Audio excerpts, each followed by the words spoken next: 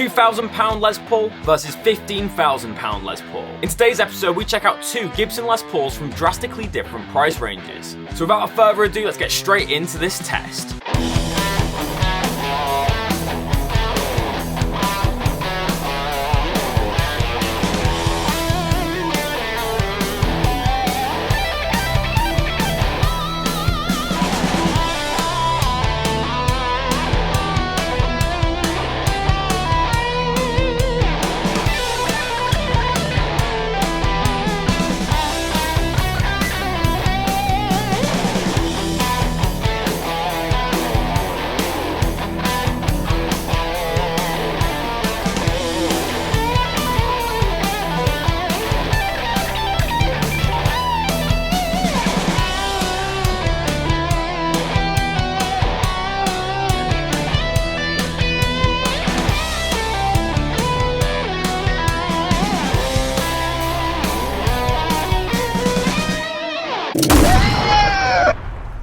Hey guys, welcome back to Squealing Pig Guitars, the Hummer luxury shop machines here in Nottingham, England. My name is Ben Keightley, and today we have another comparison video for you. This is probably the most extreme comparison we've ever done. We're going to be comparing two Gibson Les Pauls from extremely different price ranges. The first one is a Gibson USA faded Les Paul from 2005.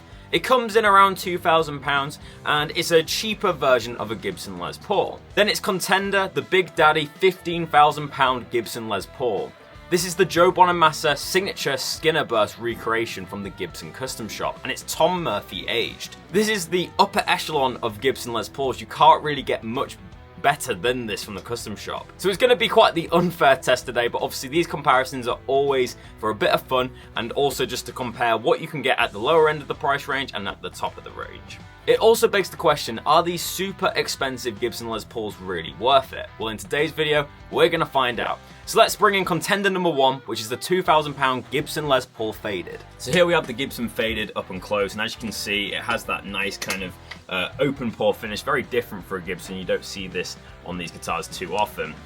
We have nice cream binding on this example and zebra pickups. These are the burst bucket 1 and 2s. So the main differences between these two guitars is the finish. The Gibson Skinner Burst has a very thick nitrocellulose lacquer, which has been reliced by Tom Murphy, who is the master artisan reliquer for the Gibson Custom Shop. Obviously, you'll have heard him from the Murphy Lab. He has his own division at Gibson now. That's how good he was at aging guitars. But this guitar is a lot more gloss. Even though it's been relicked, it still has a lot of gloss on it, and it's a lot thicker and more of a traditional Gibson finish. Whereas the Gibson Faded is a very thin nitrocellulose lacquer. You can actually see the pores of the wood on this. That's how thin it is, so you can feel it as you go across the neck. We also have a lot slimmer neck, and the craftsmanship of this guitar is obviously a lot cheaper, so there is a few drawbacks like slightly sharper frets and a little bit more of a thinner neck. But in terms of construction, these guitars are very similar. We have a mahogany body with a carved maple top, we have a mahogany neck with a rosewood fingerboard. That doesn't change.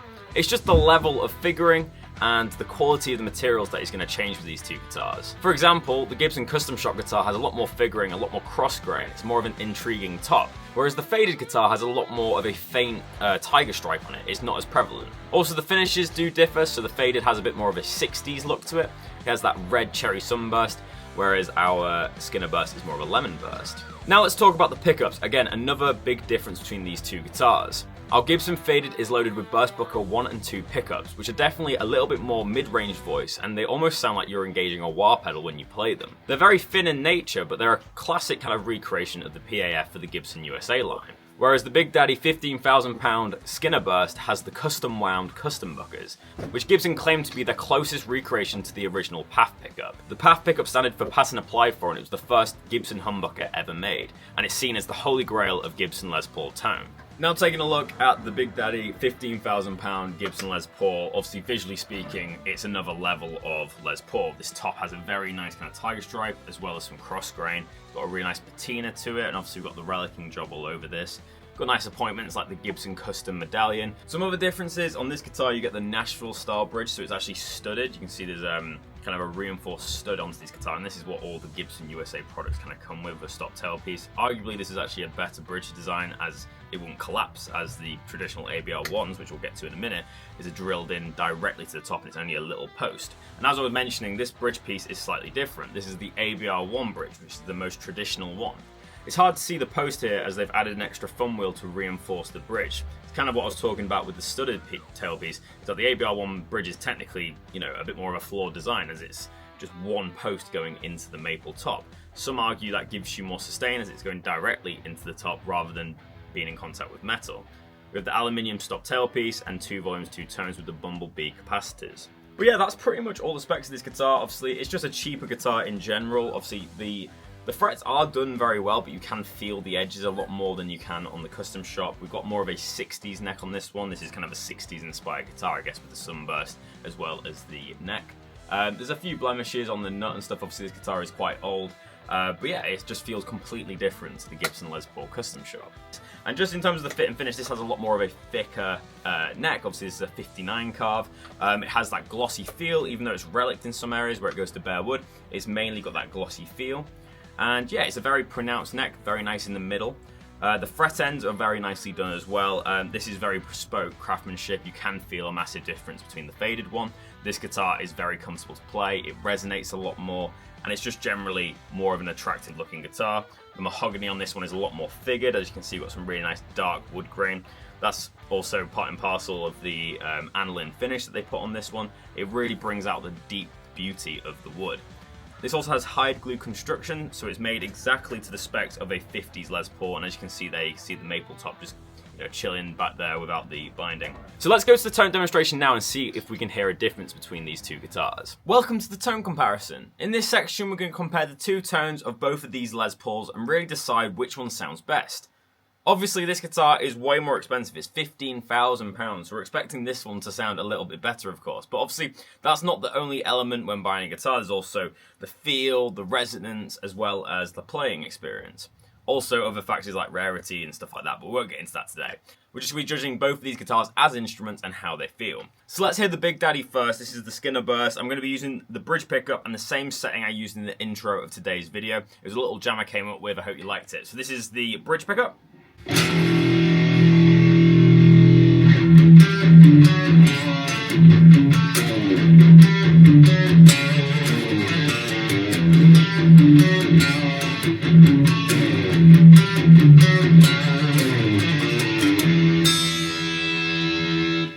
Now let's hear the faded.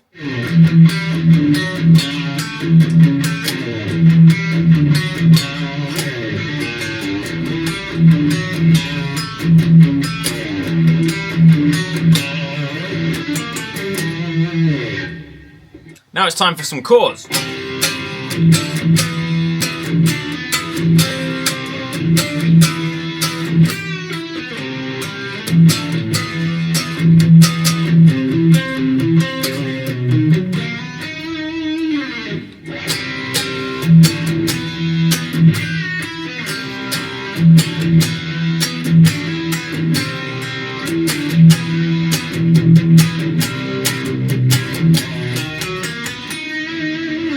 So you've heard the bridge pickup comparison. Let's hear the neck pickup now. I'm actually going to bring the gain down just a little bit as I'm using quite a high gain tone and I'm not a massive fan of how that's sounding. It's got quite a mid-range boost. So this is a bit more of my traditional Vox AC30 sound on my Kemper. Let's hear it. Let's hear that neck pickup.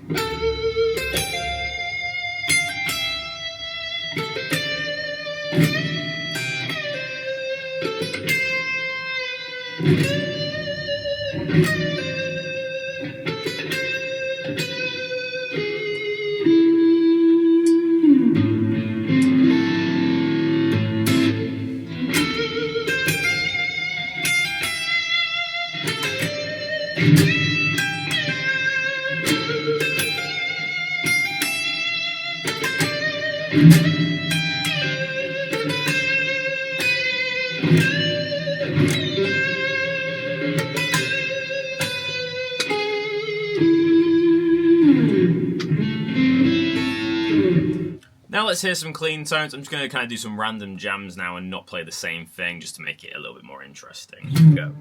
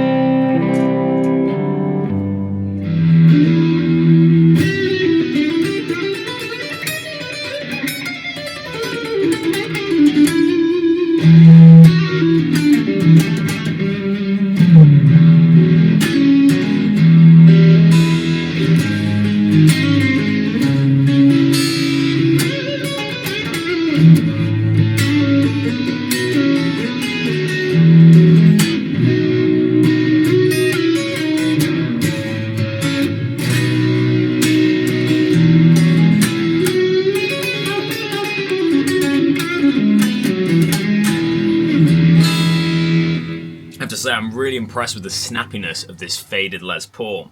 It has so much more mid-range and high treble frequencies available than the Bonamassa. These pickups are also voiced almost like we've got a wah pedal on there, very, very mid-range focus, which in certain situations are going to be really good, but in others it's going to be too much. The neck is a lot slimmer on this one. Feels obviously a lot cheaper. Obviously it's a faded finish, so it's satin. But that's not to say you can't play on this guitar. It still feels very, very comfortable indeed. There's something about the bridge pickup on a burst that just sounds so good, especially with 7th chords. This sounds a little bit like Oasis, I guess.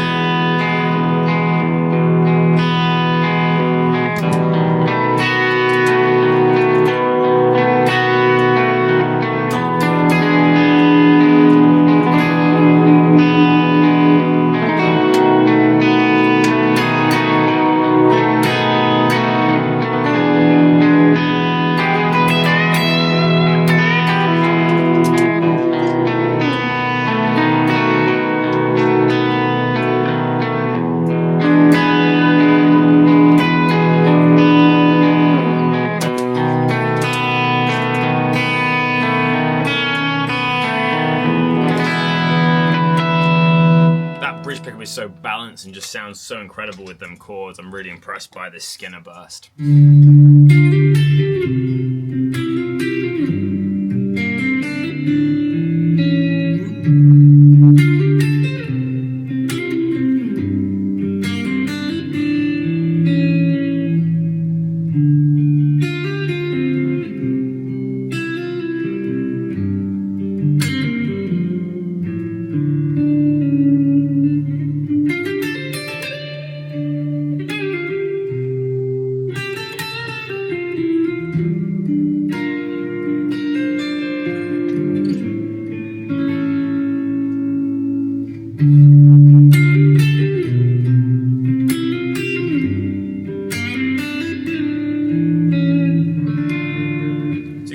There's a lot more treble indeed. I really like the clean sounds on this guitar. It sounds beautiful, really, really nice indeed.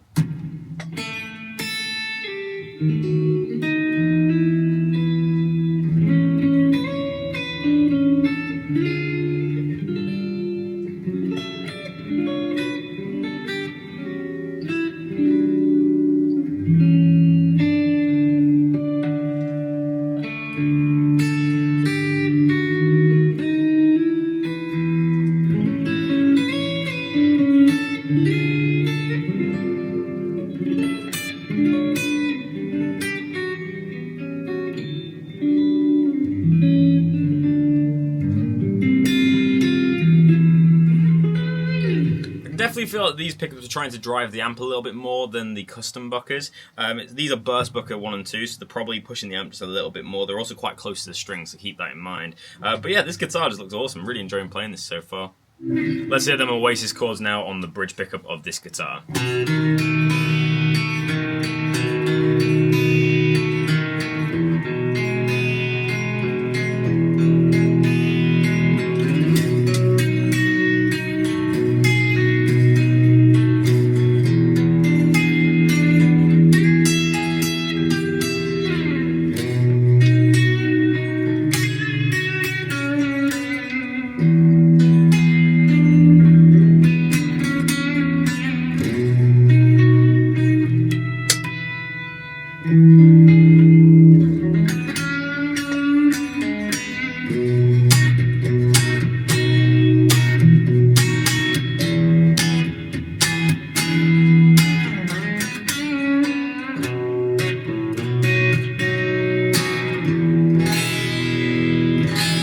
Definitely sound very different to the previous Les Paul, but again, just more treble, more mid-range. It just sounds different. It doesn't necessarily sound worse, it just sounds different, so it's what your preference in a pickup is. I do have to say I prefer the sound of the Bonamassa pickups. They're a little bit more rich, but this is definitely a guitar you could easily jam with anywhere. The neck is a lot slimmer on this one. It's kind of like a 60s, as I mentioned. Very thin indeed, and obviously the finish isn't The faded finish does feel a lot different. You know, when you think of Gibson Les Pauls, you think of a high gloss finish. Obviously, this doesn't have this, and it's a little bit, you know, sharp around the edges. But it's a great Les Paul, so don't let that, you know, deter you away from it.